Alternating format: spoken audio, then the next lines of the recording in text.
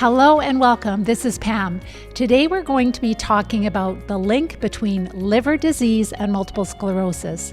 There are several risk factors that increase our risk of coming down with liver disease when we're diagnosed with multiple sclerosis.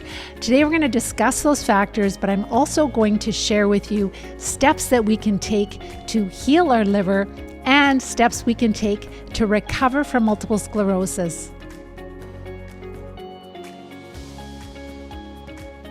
If we haven't met, my name is Pam Bartha. I'm the author of Become a Wellness Champion and the founder of Live Disease Free. This topic, with all topics related to chronic disease, are really important to me because I was diagnosed with MS over 35 years ago. By the grace of God and a lot of work on my part, I learned early on what was causing the disease. So I decided to take a different path early on. I decided to treat the root cause of the disease I was diagnosed with instead of living on disease-modifying immunosuppressive drugs for the rest of my life. And as the neurologist told me, I would become completely disabled in time. Today, we're going to talk about some of the risk factors. Why is there up to a 10 times higher increase of autoimmune hepatitis, which is a type of liver disease in multiple sclerosis? So are there things that we can do to make sure to prevent this? And if we are dealing with elevated liver enzymes, we know that our liver is stressed. Are there ways that we can heal our liver? Absolutely. And of course, we want to recover from multiple sclerosis. So the first factor we should talk about would be medications. And yes, some of the disease-modifying MS drugs can definitely impact our liver, but there are other medications that we might not even be aware of that are impacting our liver function. For example, there are certain pain medications. You might be taking Tylenol, or there is NSAID pain medications, ibuprofen. So make sure to, if you're taking pain medication regularly, make sure to read up on the adverse effects. You can find those online. You can find them probably, maybe not on the box, but for sure online. If you're taking any medication regularly, look up the adverse effects to see if it is impacting your liver. Antibiotics, many of us wouldn't even think that antibiotics could harm our liver, but amoxicillin, erythromycin, and tetracycline, and several other antibiotics have known to cause injury to the liver. Hormones, so maybe we're taking birth control hormones, or maybe we're using bioidentical hormones. Really important to read up on the adverse effects of those because they can affect your liver also. Arthritis drugs and antifungal drugs and niacin, which is a type of vitamin, but it would be a synthetic form, steroids and antiviral drugs. So if you're taking any medication regularly, make sure to start to read up on it. Learn the mode of action, how it's working in the body, and also the adverse effects, and see if it can be impacting your liver in any way. It's really important that we protect our liver.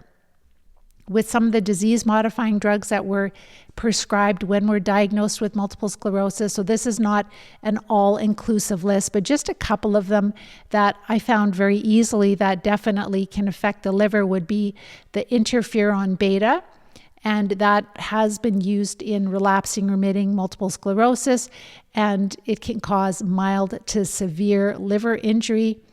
And 30 to 60% of MS patients taking this drug have elevated liver enzymes. So that's how we can tell if our liver is stressed. We can get blood work done. We'll talk about those tests in a minute.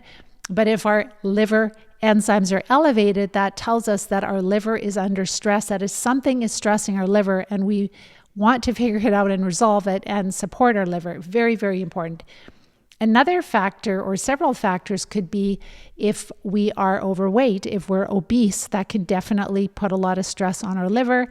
And they find that also just genders, for some reason, males tend to have more issues with liver than females. Relapsing remitting MS, so we know why. It can be the medications, but it can also be the parasites that move into the liver gallbladder area. And there are certain types of parasites, and that's, if you follow our work, you know that different infections, different parasites can move into the liver And then that can cause our liver to be stressed, and we can notice that we have elevated liver enzymes. So some of the ones that I've talked about would be the malaria, babesia, protozoa. That's really linked with multiple sclerosis. And also we talked about tapeworm larvae that will cross into the central nervous system, but they will also move into the liver area. So, and there was one lady, there was a report a few years ago in Alberta, Canada, where a lady had a tumor in her liver, and I have no idea how these doctors figured this out, but because normally they would just assume a tumor is cancer and they would just use chemo, but they found that that tumor was just a huge cluster of tapeworm. I'm sure it was the larva, and they removed the tumor, they put her on an anti-parasitic drug, and she didn't have cancer. And then I've done talks. Make sure to go back and you can do a Google search of live disease free and parasite drugs and cancer, and you'll see that I did that topic not that long ago. A lot of the parasite drugs are anti-cancer. They cure cancer, and they've known this for years, and they're going to start to repurpose some of the parasite drugs to treat cancer. So there are other types of parasites or infections that can cause liver injury, cryptosporidium, and also toxoplasmosis, and just roundworms, Ascaris roundworms, entamoeba. So there are many different types of parasites that can infect. I didn't even mention flukes, liver flukes, blood flukes. So they're really notorious for infecting the liver also. And I've done a report on flukes, and I'm sure I have some pictures of liver flukes on that article and the video, so make sure to go and check that out on Live Disease Free. You can just do a Google search for flukes and Live Disease Free, and you'll find that page. So many different types of infections will infect our liver and the gallbladder area, and some of us have actually had our gallbladders removed. Make sure to let me know if you have ever had elevated liver enzymes on your blood work, or maybe you've had an operation removing your gallbladder. And again, that would be caused by, usually it's by the parasites. So to test liver function, your general practitioner can order different tests. And a couple of the really common tests, blood work tests that you can have ordered would be the first one would be the alanine transaminase, so ALT, and the other one is the aspartate transaminase, and that would be AST. So the ALT and the AST are two liver tests that will check liver function, and those would be enzymes. And if they're elevated, it means that your liver is under stress. So you want those liver enzymes to be in the normal range. So you'll have your blood work done, you'll get a test result of where these enzymes are in your blood, and then you can compare that to the range to make sure that the number that you get is in the normal range. So now let's talk about several ways that we can support our liver and heal our liver. Always the first step is diet. And following the Live Disease-Free diet is really the best diet for the liver because it is lower in carbs and it's higher in nutrition. So when we have a disease like multiple sclerosis, we are dealing with a parasitic infestation. And the reason this diet is so helpful is that we are decreasing the food to the parasites that are making us sick. And when we decrease the food to them, they're going to be less active. We are going to notice that we have less inflammation because our immune system doesn't have to work as hard. Those parasites are producing less toxins, and then there's going to be less toxins for our liver to have to deal with. So that's why diet is really, really important. It's taking pressure off the immune system. It's decreasing the toxic load in our body, in our intestines, in our body, and in our blood. And that is going to be supporting the liver. And of course, high nutrition is super important. So diet is number one. Number two, when we're really sick and we're dealing with these infections, really important that we avoid alcohol. For anyone who wants to protect their liver, alcohol is hard on the liver. Our liver has to break it down.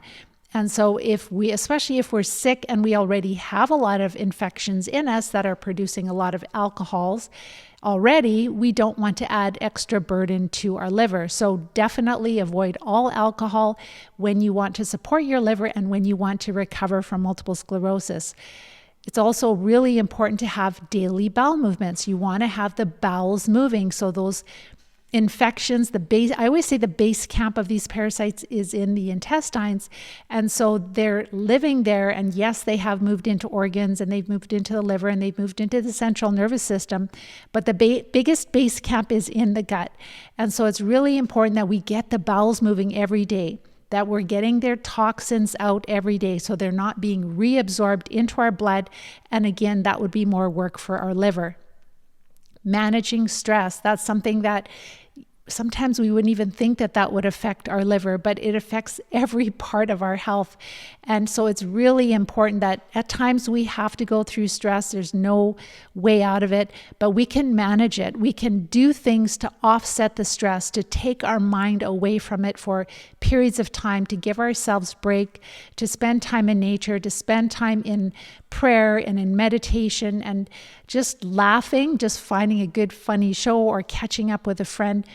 There are things we can do intentionally to manage the stress, to manage those stress hormones, and that will help our recovery of chronic disease, but it also really supports our liver. And then sleep. Sleep is so important for the liver, for our immune system, for every part of healing. And so if we have these parasites, very often we have insomnia, we have a hard time falling asleep, we wake up throughout the night. And so that's why it's really important that we are treating the parasites, that we are taking a sleep aid, right? And we're following a diet that's making them more quiet. So we're taking a bunch of steps to make the parasites more quiet. And then we are promoting sleep. And then if we're not sleep deprived, that is going to really be helpful for our liver and for our immune system and for our recovery from chronic disease. Also, environmental toxins. We live in a time when we have environmental toxins that we did not have 50 to 100 years ago. We know about the weather modification, I'll say it that way. So there are particulates that are being sprayed into the air. We should be doing heavy metal detoxes. We should be using binders, which are going to absorb toxins from the environment, but also from the parasites that are inside of us. That really the most toxins we're getting are from the infections that live in us if we have chronic disease. They produce far more toxins than we get from the environment. But we do, in recovery, we have to consider both. So there are certain binders, so those would be natural agents that we can take as a supplement that help they grab onto the toxins and the heavy metals and pull them out of our body. So that is a very, very important thing to do also. So sometimes we may not realize that our mood can affect our liver. So, if we have the odd time when we're upset, no, that's not going to affect our liver. But if we have long periods of rage and anger, and yes, sometimes the infections can make us feel depressed and irritable and all of that. But if we recognize that our mood can impact our health, impact our liver, and impact our recovery, it's really important that we do things to make us happy. And there's always things that we can do to improve our mood. Again, connecting with people that you love, doing something for someone else, like reaching out, and like sometimes we're so into the pain and agony of our life, and we forget that other people can have it worse off than us. And it's not that belittles our suffering, but sometimes if we can just do something nice for somebody else, it really helps us to lift our spirits. So dealing with anger, resentment, irritability, like just working relationships out and just loving, just love. And that really helps to turn things around too. So all of these factors, whether it's environmental, whether it's treating these infections that are infecting our liver, but infecting our intestines and different parts of our body, even the central nervous system, we're decreasing the toxin load on our liver. We are supporting our liver with nutrition. We're drinking lots of water. We're being active as we can. Sometimes we're really sick and disabled and we're not able to be as active, but whatever you can do with respect to stretching and moving, any of that is helpful. So all of those are really important steps that we can take in our recovery from chronic disease and in healing our liver. And I wanted to mention too that like sometimes with our students that are in following the Live Disease-Free plan and they are treating these parasites and they're recovering from MS and other chronic diseases, good practice is we'll always have our blood work done before we do the first treatment cycle. And we've also done a lot of prep work, so they're feeling a lot better. And so they have their blood work done, and their blood work will look normal usually. I would say probably less than maybe 5% of my students will have liver enzyme issues while they're treating or before they're treating. So most people, I don't notice it that much, but it is still an important thing to consider. So they've had their blood work done before they start treating, and their blood work comes back normal, their liver enzymes are normal, and then they'll do the first treatment cycle. And a very small number of our students will notice that their liver enzymes might go up above normal. And again, if you're treating parasites that are living in the liver, you could notice that your liver enzymes go up a little bit. Once they finish their treatment cycle, they'll stop. And if they had the blood work done and they notice that their liver enzymes are slightly elevated, then they will take a herb like milk thistle. So whether it's somebody who before they even started treating, they had elevated liver enzymes, or maybe after the first treatment cycle, their liver enzymes went up a little bit, they use milk thistle, which is a really wonderful herb for the liver. And you can get it in health food stores, you can buy it online, and they will use that for 2 to 4 weeks, and then their liver enzymes will return to normal.